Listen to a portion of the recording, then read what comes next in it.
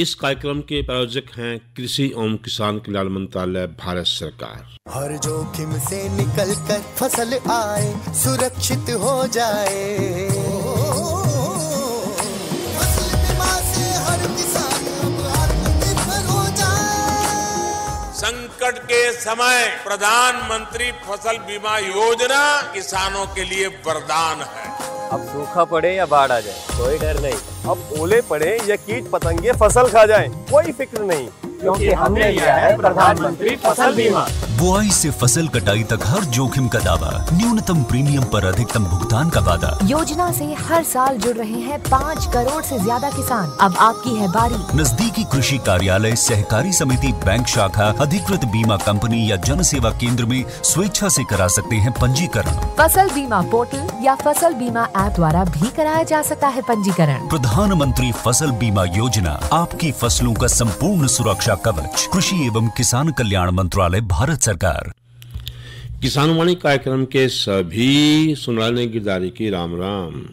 साथियों, कार्यक्रम किसानवाणी एक ऐसा कार्यक्रम जिसके माध्यम से हमारा प्रयास रहे कि हम आप तक वो सब जानकारी पहुंचावें जो जरूरी है मौसम परिस्थिति के हिसाब से किसान साथियों के लिए, क्योंकि जब सही समय पे सही जानकारी पहुंचेगी तो ही किसान साथी जो है एक वैज्ञानिक तरीके से खेती करके अपनी आर्थिक स्थिति को मजबूत कर सके। और जब किसान आर्थिक रूप से मजबूत होगा तभी हम देश को आर्थिक रूप से संपन्न मान सकते हैं। नए नए आविष्कार हर रोज़ होते हैं। इस कड़ी में हम भी जो है वैज्ञानिकों से मिलते हैं, हमारे जो प्रगतिशील किसान हैं उनसे बातचीत करें। तो इस कड़ी में जो आज एक चर्चा हम आपके बीच लेके आ रहे हैं कि जो जिसे आप गाजर घास के या कांग्रेस घास बहुत से नामों से जानते हैं और बहुत परेशान भी हैं इससे। और ये एक ऐसी घास है जो आपकी जो फसलों को या क्षेत्रों को बहुत नुकसान पहुंचाती है। तो हमने सोचा क्यों ना कुछ ऐसा अगर आविष्कार हुआ इसके बारे में आप तक पहुंचाना। तो कैसे इस गाजर घास का सही प्रयोग करके हम कंपोस्ट खाद बना सकें, एक ऐसी जानकारी हमें मिली और हम पहुँचे इस विषय को लेकर के जिस विशेषज्ञ के पास आपने सुना उनकी जुबानी में ही कि किस तरह गाजर घास की हम कंपोस्ट बना के अच्छा लाभ उठा सकें। तो सुनांगे उनकी जुबान में ही। नमस्कार किसान भाइयों, मैं हूं डॉक्टर कविता, जिला विस्तार विशेषज्ञ, चौधरी चरण सिंह हरियाणा कृषि विश्वविद्यालय हिसार, कृषि विज्ञान केंद्र कुरुक्षेत्र। आज की हमारी चर्चा का विषय रहेगा गाजर घास से कंपोस्ट बनाना। गाजर घास को कांग्रेस घास, चटक चांदनी, कड़वी घास आदि नामों से भी जाना जाता है। आज भारत में यह खरपतवार न केवल किसानों के लिए अपितु मानव, पशुओं, पर्यावरण एवं जैव विविधता के लिए एक बड़ा खतरा बनती जा रही है। इसका वैज्ञानिक नाम पार्थेनियम हिस्टेरोफोरस है। पहले गाजर घास को केवल अकृषित क्षेत्रों का ही खरपतवार माना जाता था, पर अब यह हर प्रकार की फसलों एवं वनों की भी एक भीषण समस्या बन गया है। गाजर घास से कंपोस्ट बनाए, एक साथ 2 लाभ कमाए।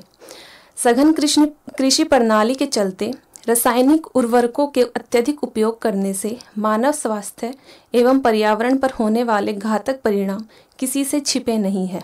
भूमि की उर्वरा शक्ति में लगातार गिरावट आती जा रही है। रासायनिक खादों द्वारा पर्यावरण एवं मानव पर होने वाले दुष्प्रभावों को देखते हुए जैविक खादों का महत्व बढ़ रहा है। गाजर घास से जैविक खाद बनाकर हम पर्यावरण सुरक्षा करते हुए धनोपार्जन भी कर सकते हैं। निदाई कर हम जहां एक तरफ खेतों से गाजर घास एवं अन्य खरपतवारों को निकालकर फसल की सुरक्षा करते हैं, वहीं इन उखाड़ी हुई खरपतवारों से एक वैज्ञानिक विधि अपनाकर अच्छी जैविक खाद प्राप्त कर सकते हैं, जिसे फसलों में डालकर पैदावार बढ़ाई जा सकती है। सर्वेक्षण में पाया गया है कि कृषक गाजर घास से कंपोस्ट बनाने में इसलिए डरते हैं कि अगर गाजर घास कंपोस्ट का प्रयोग करेंगे तो खेतों में और अधिक गाजर घास हो जाएगी। कुछ किसानों के गाजर घास से अवैज्ञानिक तरीकों से कंपोस्ट बनाने के कारण यह भ्रम की स्थिति उत्पन्न हो गई है। सर्वेक्षण में पाया गया है जब कुछ किसानों ने फूलों युक्त गाजर घास से नाडेप विधि द्वारा कंपोस्ट बनाकर उपयोग की तो उनके खेतों में अधिक गाजर घास हो गई। इसी प्रकार गांवों में गोबर से खाद खुले हुए टाकों या गड्ढों में बनाते हैं। जब फूलों युक्त गाजर घास को खुले गड्ढों में गोबर के साथ डाला गया तो भी इस खाद का उपयोग करने पर खेतों में अधिक गाजर घास का प्रकोप बढ़ गया है। इस निदेशालय में किए गए अनुसंधानों में पाया गया कि नाडेप या खुले गड्ढों या टाकों में फूलों युक्त गाजर घास से खाद बनाने पर इसके अति सूक्ष्म बीज नष्ट हो जाते हैं। एक अध्ययन में नाडेप विधि द्वारा गाजर घास से बनी हुई केवल 300 ग्राम खाद में ही 500 तक गाजर घास के पौधे अंकुरित हुए हैं। इन्हीं कारणों से किसान भाई गाजर घास से कंपोस्ट बनाने से डरते हैं, पर अगर वैज्ञानिक विधि से गाजर घास से कंपोस्ट बनाई जाए तो यह एक सुरक्षित कंपोस्ट है। गाजर घास से कंपोस्ट बनाने की विधि। गाजर घास के सर्दी गर्मी के प्रति असंवेदनशील बीजों में शुष्क अवस्था न होने के कारण एक ही समय में फूल युक्त और फूल विहीन गाजर घास के पौधे खेतों में दृष्टिगोचर होते हैं। अतः निदाई करते समय फूल युक्त पौधों को उखाड़ना भी अपरिहार्य हो जाता है। फिर भी किसान भाइयों को गाजर घास को कंपोस्ट बनाने में उपयोग करने के लिए हर संभव प्रयास करने चाहिए। वो उसे ऐसे समय उखाड़ें जब फूलों की मात्रा कम हो। जितनी छोटी अवस्था में गाजर घास को उखाड़ेंगे उतना ही अधिक अच्छा कंपोस्ट बनेगा और साथ में उतनी ही फसल की उत्पादकता भी बढ़ेगी। विधि द्वारा गाजर घास से कंपोस्ट बनाई जाती है और वह विधि इस प्रकार है। अपने खेत या भूमि पर एक उपयुक्त थोड़ी ऊंचाई वाले स्थान पर जहां पानी का जमाव न होने पावे वहां 3 गुना में 6 गुना में 10 फीट गहराई का गड्ढा बना लें। अपनी सुविधा अनुसार और खेत में गाजर घास की मात्रा के अनुसार लंबाई चौड़ाई कम या अधिक कर सकते हैं, पर गहराई 3 फीट से कम नहीं होनी चाहिए। अगर संभव हो सके तो गड्ढे की सतह पर और साइड की दीवारों पर पत्थर की चीपें इस प्रकार लगाएं कि कच्ची जमीन का गड्ढा एक पक्का गड्ढे के रूप में बन जाए। इसका लाभ यह होगा कि कंपोस्ट के पोषक तत्व गड्ढे की जमीन नहीं सोख पाएगी। अगर चीपों का प्रबंध न हो पाए तो गड्ढे के फर्श और दीवार की सतह को मुकदर से अच्छी प्रकार से पीटकर समतल कर लें। अपने खेतों की फसलों के बीच से, मेढ़ों से और आसपास के स्थानों से गाजर घास को जड़ समेत उखाड़कर गड्ढे के समीप इकट्ठा कर लें। गड्ढे के पास 75 से 100 किलोग्राम कच्चा गोबर, 5 से 10 किलोग्राम यूरिया या रॉक फॉस्फोरस की बोरी, भुरभरी या कापू मिट्टी 1 या 2 क्विंटल के आसपास और एक पानी के ड्रम की व्यवस्था कर लेनी चाहिए। लगभग 100 किलोग्राम गाजर घास को गड्ढे की पूरी लंबाई में सतह पर फैला दें। 5 से 7 किलोग्राम गोबर को 20 लीटर पानी में घोल बनाकर उसका गाजर घास की परत पर छिड़काव करें। इसके ऊपर 500 ग्राम यूरिया या 3 किलोग्राम रॉक फॉस्फेट का छिड़काव करें। जैविकीय खेती में खाद का उपयोग करना हो तो यूरिया न डालें। उपलब्ध होने पर ट्राइकोडर्मा विरिडी अथवा ट्राइकोडर्मा हार्जानिया नामक कवक की कल्चर पाउडर को 50 ग्राम प्रति परत के हिसाब से डाल दें। इस कवक कल्चर को डालने से गाजर घास के बड़े पौधों का अपघटन भी तेजी से हो जाता है एवं कंपोस्ट शीघ्र बनती है। चूंकि दूर दराज के गांव देहातों में इस कल्चर का मिलना कठिन होता है, अतः इस प्रकार का प्रयोग इसकी उपलब्धता पर ही निर्भर है। इस प्रकार इन सब अवयवों को मिलाकर एक परत की लेयर बना लें। इस प्रकार एक परत के ऊपर दूसरी, फिर तीसरी और अन्य परतें तब तक बनाए जाएं जब तक गड्ढा ऊपरी सतह से 1 फीट ऊपर तक न भर जाए। ऊपरी सतह की परत इस प्रकार दबाएं कि सतह डोम के आकार की हो जाए। परत जमाते समय गाजर घास को पैरों से अच्छी प्रकार दबाते रहना चाहिए। यहाँ पर गाजर घास को जड़ से उखाड़कर परत बनाने के निर्देश बताए गए हैं। जड़ से उखाड़ते समय जड़ों के साथ ही काफी मिट्टी आ जाती है। इस प्रकार परत के ऊपर भुरभुरी मिट्टी डालने का विकल्प होता है। अगर आप महसूस करते हैं कि जड़ों में मिट्टी अधिक नहीं है तो 10 से 12 किलोग्राम भुरभुरी मिट्टी की परत प्रति परत के दर से डालनी चाहिए। इस प्रकार भरे गड्ढे को गोबर, मिट्टी, भूसा आदि के मिश्रण से लेप कर दें और अच्छी प्रकार बंद कर दें। 5 से 6 माह के बाद गड्ढा खोलने पर अच्छी कंपोस्ट प्राप्त होती है। इस साइज के निर्मित गड्ढे में 37 से 42 क्विंटल ताजी उखाड़ी गाजर घास आ जाती है, जिससे 37 से 45% तक कंपोस्ट प्राप्त होती है। कंपोस्ट की छनाई। 5 से 6 माह के बाद भी गड्ढे से कंपोस्ट निकालने पर आपको प्रतीत हो सकता है कि बड़े मोटे तनों वाली गाजर घास अच्छी प्रकार से गली नहीं है, पर वास्तव में यह गल चुकी होती है। इस कंपोस्ट को गड्ढे से बाहर निकालकर छायादार जगह में फैलाकर सुखा लें। हवा लगते ही यह नम एवं गीली कंपोस्ट शीघ्र सूखने लगती है।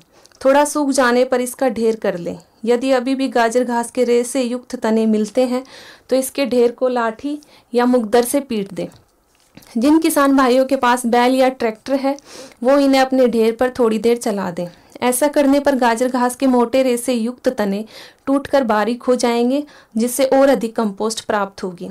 इस कंपोस्ट को 2 सेंटीमीटर छिद्रों वाली जाली से छान लेना चाहिए। जाली के ऊपर बचे ठूठों के कचड़े को अलग कर लेना चाहिए। कृषक द्वारा स्वयं के उपयोग के लिए बनाए कंपोस्ट को बिना छाने भी इस्तेमाल किया जा सकता है।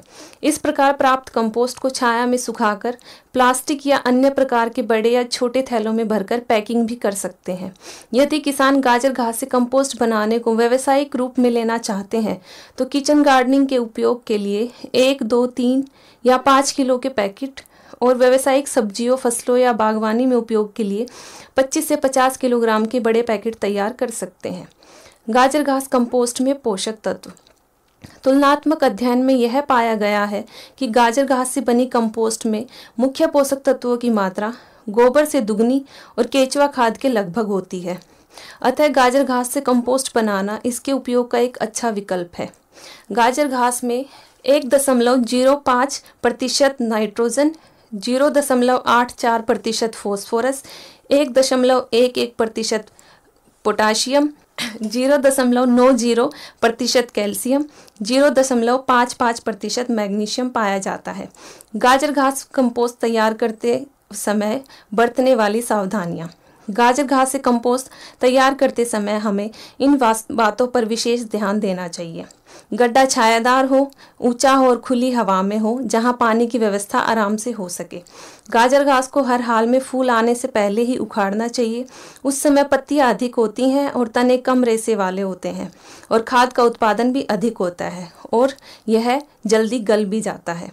गड्ढे को अच्छे प्रकार से मिट्टी, गोबर एवं भूसे के मिश्रण से लेप से बंद करें। अच्छे से बंद न होने पर ऊपरी परतों में गाजर घास के बीज मर नहीं पाएंगे। गड्ढे के पास जहां कंपोस्ट बनाने के लिए गाजर घास इकट्ठा करते हैं वहां 20 से 25 दिनों में ही गाजर घास अंकुरित हो जाती है। ऐसा गाजर घास के फूलों से पके बीज गिरने का कारण होता है। यदि आपके अधिक फूलों वाली गाजर घास का कंपोस्ट बनाने में उपयोग किया गया होगा तो वहां गाजर घास का अंकुरण अधिक होगा।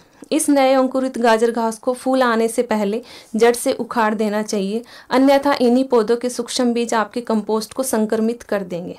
1 माह बाद आवश्यकता अनुसार गड्ढे पर पानी का छिड़काव करते रहें। अधिक सूखा महसूस होने पर ऊपरी परत पर सब्बल आदि की सहायता से छेद कर पानी अंदर भी डाल देना चाहिए। पानी डालने के बाद छिद्रों को बंद कर देना चाहिए। गाजर घास कंपोस्ट के लाभ। गाजर घास कंपोस्ट एक ऐसी जैविक खाद है जिसके प्रयोग से फसलों, मनुष्यों और पशुओं पर कोई भी प्रभाव नहीं पड़ता है।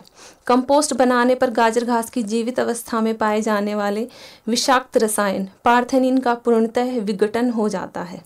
गाजर घास कंपोस्ट एक संतुलित खाद है जिसमें नाइट्रोजन, फॉस्फोरस तथा पोटाश तत्वों की मात्रा गोबर घास से अधिक होती है।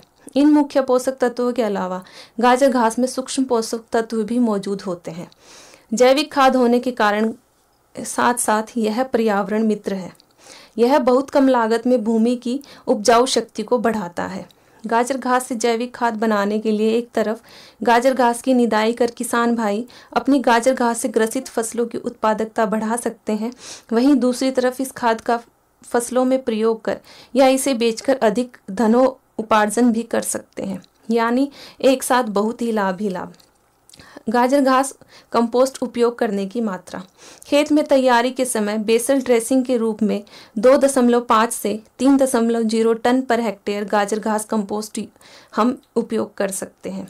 सब्जियों में 4 से 5 टन प्रति हेक्टेयर पौधरोपण या बीज बोते समय। गाजर घास कंपोस्ट के प्रयोग की मात्रा अन्य जैविक खादों के अनुसार ही होनी चाहिए। धन्यवाद। तो या तो हमने सुना कि किस तरह हम जो खतरनाक खरपतवार है गाजर घास, उसका सही प्रयोग करके ऐसी खाद बना के अपने खेत में जो उत्पादकता भी बढ़ा सकें और खेत की उपजाऊ शक्ति बढ़ा सकें और एक अच्छा लाभ भी कमा सकें।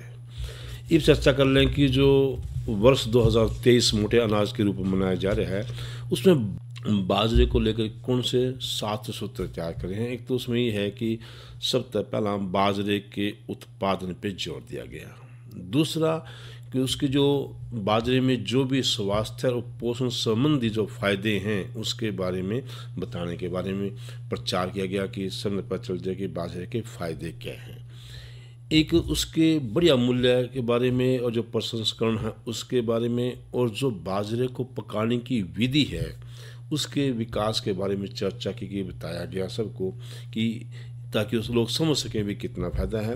बाजरे की फसल को स्टार्टअप के रूप में किस तरह ले सकें इसके बारे में जोर दिया, और किस तरह एक सामूहिक विकास के रूप में बाजरे का फायदा है, किस तरह हम लोगों को जागरूक कर सकें, ये भी एक तरीका है। और इसके अलावा उसकी जो ब्रांडिंग या लेबलिंग करना या उसका प्रचार करना, ये भी मोटे अनाज में बाजरे को बढ़ावा देने का एक तरीका है। और जो अंतर्राष्ट्रीय बाजार में जो है बाजरे को पहुंचाना, उसके फ़ायदे बताना, ये भी जो है बाजरे के विकास उसके प्रचार का एक तरीका है। उसके अलावा जो नीतिगत मामले हैं उसमें सरकार हस्तक्षेप करके बाजरे की फसल को अटके फिर मुख्य धारा में लाकर जो बाजरे के विकास यानी मोटे अनाज के प्रचार प्रसार 2023 जो मोटा अनाज वर्ष है उसमें एक अहम भूमिका निभाई जाए। Today, Platform of Platforms is going to be launched by Honorable Agriculture Minister Shri Narendra Singh Tomar, Honorable Agriculture Minister of State Ms. Shobha Karandlaje, and Honorable Agriculture Minister for State Shri Kailash Chaudhary, in the presence of Honorable Chief Minister of Karnataka Shri Basavaraj Bommai and Honorable Minister of Fertilizers and Health and Family Affairs Shri Mansukh Mandviya. हमने एक किसानों के लिए मंडी इनाम की योजना की है। आज किसान अपना माल ऑनलाइन हिंदुस्तान की किसी भी मंडी में बेच सकता है, अब वो मजबूर नहीं होगा। 1,260 markets all over the country, 1,73 lakhs beneficiary farmers, more than 2.25 lakh traders. Narrate the glorious story of 6 successful years of ENAM. Today, with the launch of Platform of Platforms, ENAM is all set to take a big leap to next level. POP will prove to be a revolutionary step as far as agri-marketing system is concerned. It will serve as one-stop shop for farmers, traders, entrepreneurs, and people related to agriculture. Through digitalization, it will ascertain the availability of service providers for different services. On one hand, farmers will get access to new markets, while on the other hand, they will be able to sell their produce to traders and buyers from other states also. Moreover, getting the quality of crops tested through modern equipment and technology will be a lot easier. Farmers will get to know about the location of warehouses and godowns near them from empaneled service providers. Whereas, with the help of single window system of POP, they will get better logistic options, making crop transportation simple as well as economical. Services like POP FinTech will further add to the convenience as they will provide banking facilities and trade finance options, resulting in immediate payments to the farmers. Platform of Platforms, which marks its commencement today with 41 empaneled service providers, will reduce farmers' input cost, impart an ease to business, and make India strong, successful, and Atmanirbhar.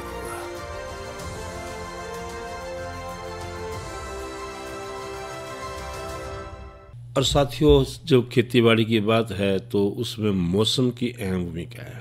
तो ये सुन लिया कि मौसम कैसा रहा, कैसा होने की संभावना है, और उसमें के कृषि सलाह है हमारे वैज्ञानिकों की। किसान भाइयों, राम राम। मौसम पूर्वानुमान एवं कृषि सलाह के साथ मैं हूं डॉक्टर ममता, मौसम विशेषज्ञ, कृषि विज्ञान केंद्र कुरुक्षेत्र।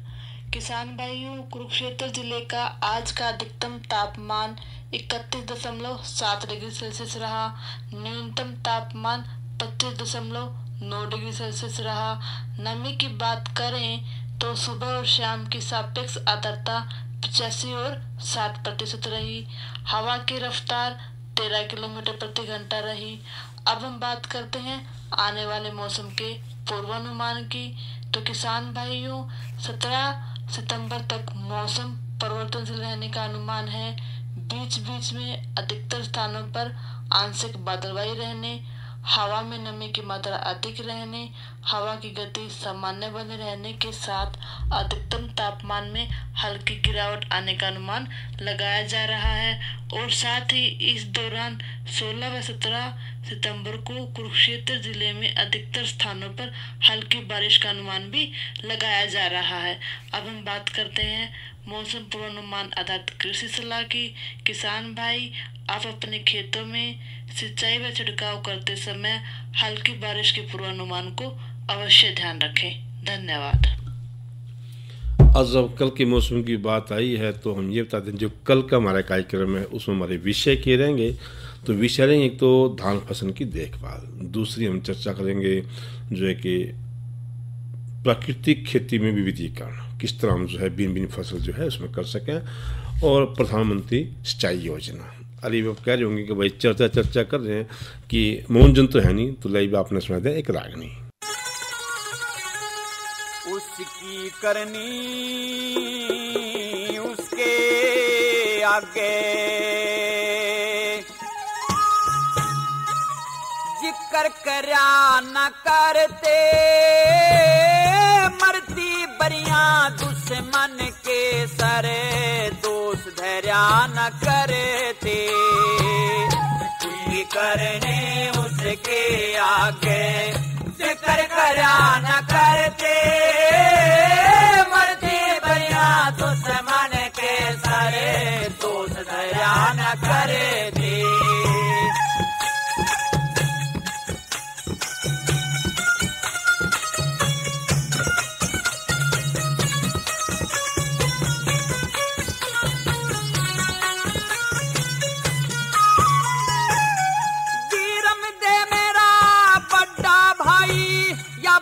कहन की कोना, एक म्यान में दो बरछी दिके, कह रहन की कोना। दरबारा में शोर माच जाया, चोट सहन की कोना। जम्मल भी मेरे भाई का बेटा, खोट कहन की कोना। जम्मल भी मेरे भाई का बेटा, खोट कहन की कोना। न्यू आवेदन न्यू है चाला जा, न्यू आवेदन न्यू है चाला जा। गैल मरिया न करते, मरती बरिया दुश्मन के सरे, दोष धैर्या न करते। उसकी करनी उसके आगे, जिक्र करया न करते, मरती बरिया दुश्मन के सरे, दोष धैर्या न करते।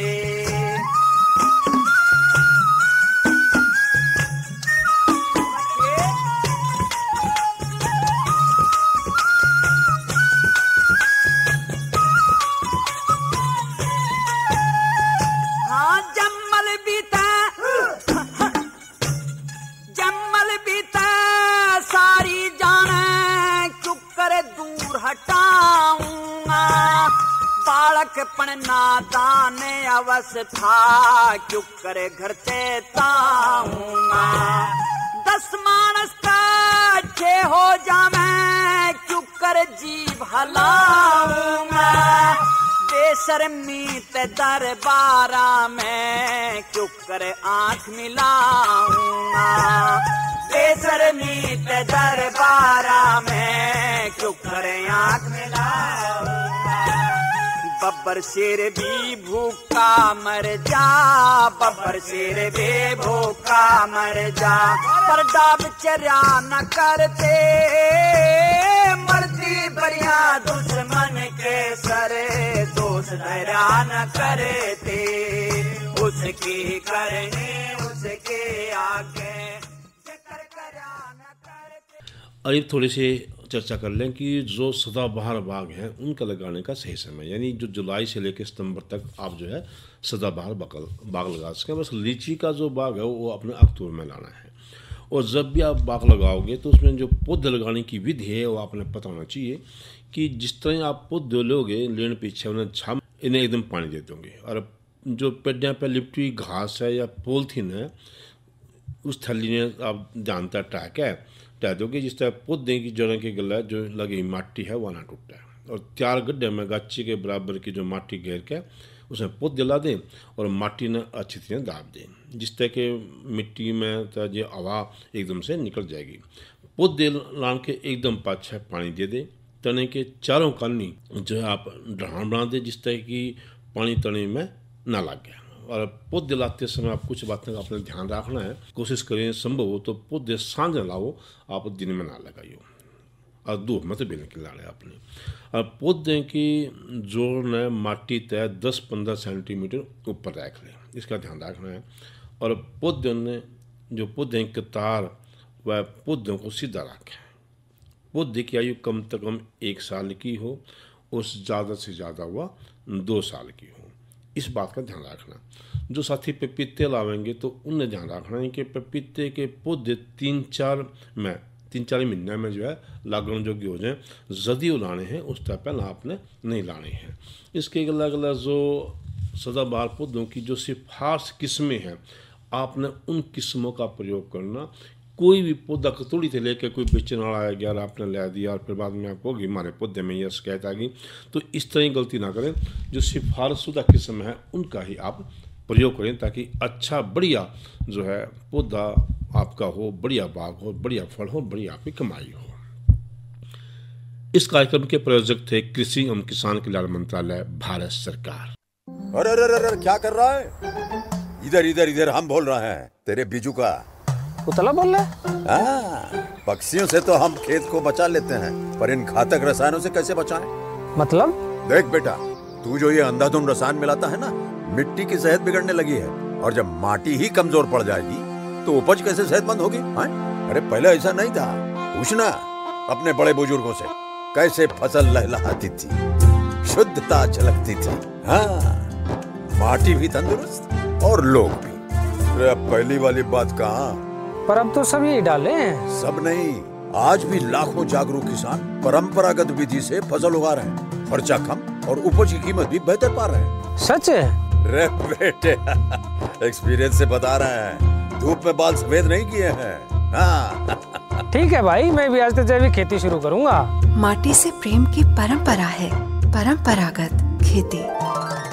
इसके गलाई आज का किसान वाणी कार्यक्रम समाप्त हुआ। कार्यक्रम के सभी सुनाने गिरदारी की राम राम।